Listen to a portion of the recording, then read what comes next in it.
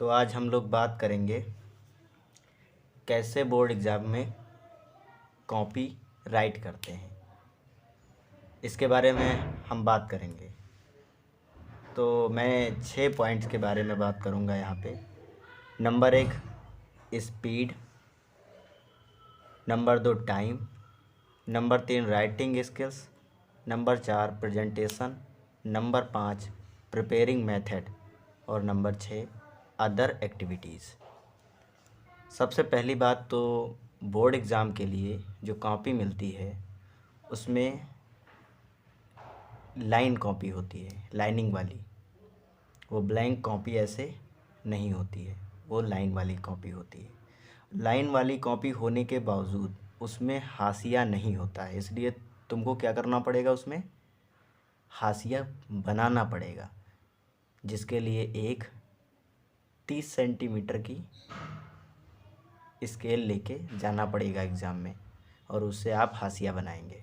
ठीक है, वो इसलिए बनाया जाता है ताकि एक अच्छा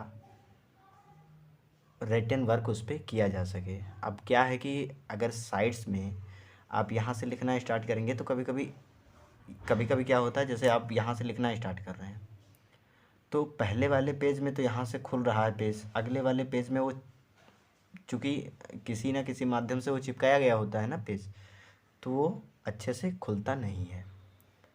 इसकी वजह से जो क्या है, कोई पेज यहाँ से खुला तो कोई यहाँ से खुला, तो कोई यहाँ से खुला और कोई टेढ़ा मेढ़ा खुला, तो उसकी वजह से क्या होता है कि वो लिखने का जो तरीका है वो चेंज हो जाता है। यानी कि यहाँ से कहीं शब्द स्टार्ट हो रहे हैं तो कहीं यहाँ से स्टार्ट हो रहे हैं।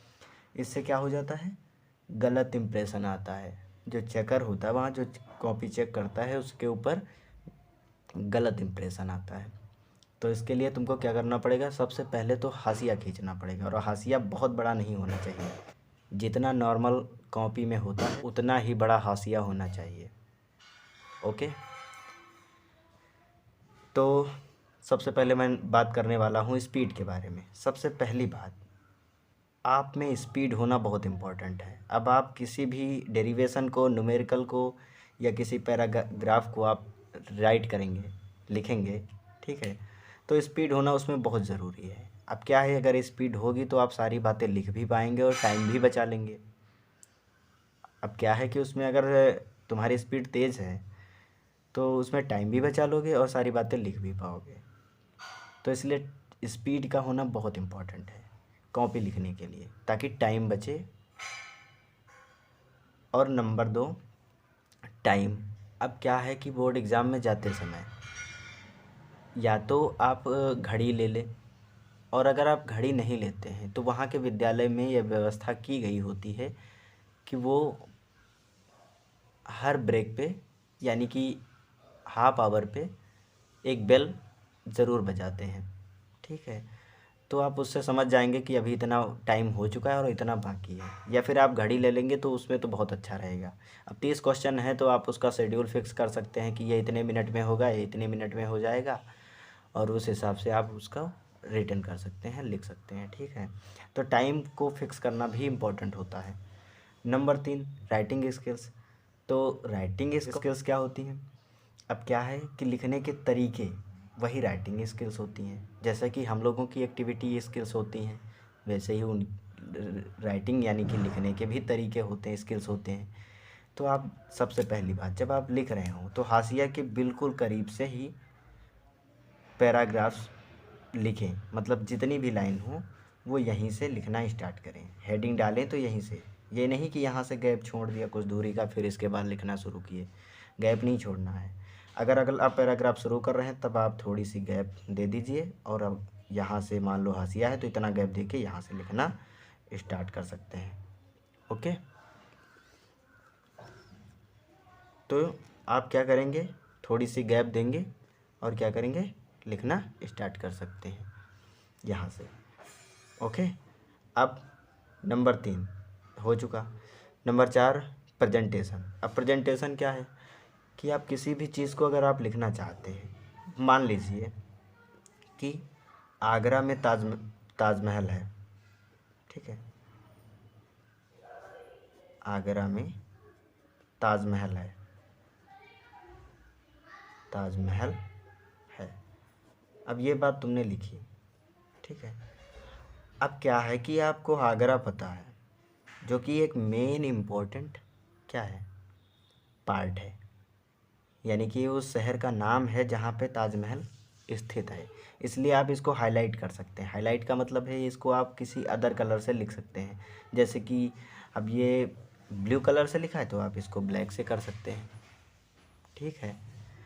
तो इसको कहते हैं प्रेजेंटेशन। जब आप इस तरीके से लिखेंगे तो लोगों को या चेकर को या जो वहाँ पे कॉपी चेक कर रहा होगा उस पर अच्छा इंप्रेशन जाएगा, ठीक है। उसको लगेगा कि ये अच्छा लड़का है, लिखने में अच्छा है, इसको आता है, ठीक है। फिर प्रिपेयरिंग मेथड, आपको जैसे प्रिपेयर हुआ है, आपने जैसे अपने एग्ज़ाम की तैयारी की है, आप उस पैटर्न को ही फॉलो करेंगे, ठीक है, और वैसे ही उसको लिखने की कोशिश करेंगे। अब क्या होता है, सारे एग्ज़ाम्स में जो इजी होते हैं या जो आते होते हैं उन क्वेश्चंस को पहले लिख लिया जाता है, यानी उन सब क्वेश्चंस का आंसर पहले दे दिया जाता है। फिर जो हार्ड वाले होते हैं उनको बाद में राइट किया जाता है। वो इसलिए ताकि जो वहाँ पे कॉपी चेक करता है उस पर सही इंप्रेशन जाए, ठीक है, वो समझे कि इसको आता है, इसको पता है, ठीक है। या टाइम की वजह से इसके पास टाइम नहीं था तो इसने कॉपी अच्छे से नहीं लिखी, जबकि इसने शुरुआत में बहुत अच्छे से लिखी है। तो इन सब बातों का उसको बहुत ध्यान रहता है। वो जब कॉपी चेक करता है तो वो शुरुआत से लास्ट तक इन सब बातों को बहुत ध्यान देता है।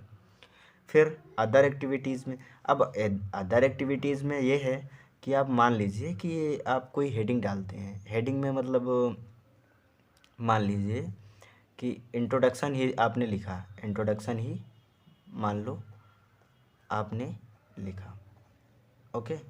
अब इंट्रोडक्शन जब आपने लिखा हेडिंग में तो आप क्या करेंगे, हेडिंग को ब्लैक से लिखेंगे, फिर इसके आगे जो इसके अंतर्गत लिखना होगा उसको ब्लू से लिखेंगे।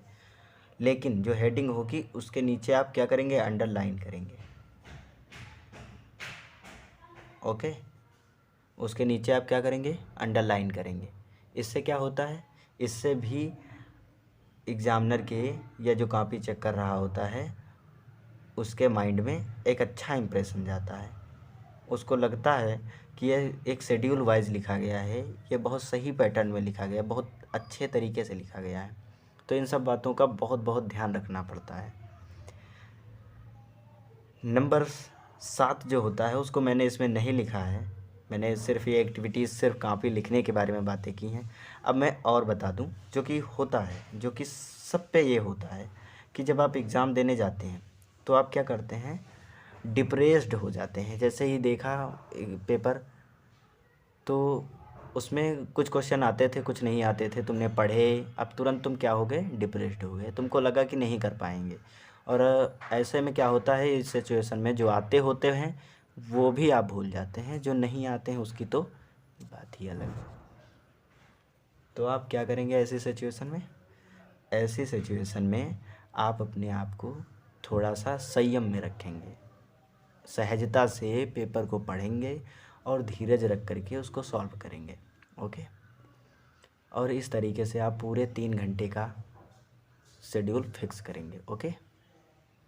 तो आप इस तरीके से कॉपी बोर्ड एग्ज़ाम में लिख सकते हैं। मैं अगले वीडियो में बताऊंगा कि इंग्लिश की कॉपी आप किस तरीके से लिखेंगे और हिंदी की कॉपी आप किस तरीके से लिखेंगे, आप बायो की कॉपी किस तरीके से लिखेंगे और फिजिक्स की कॉपी आप किस तरीके से लिखेंगे। मैथ के बारे में भी, कॉपी लिखने के बारे में भी बात हम अगले वीडियो में करेंगे, ओके। ठीक है, तो पढ़ते रहिए आप लोग। धन्यवाद।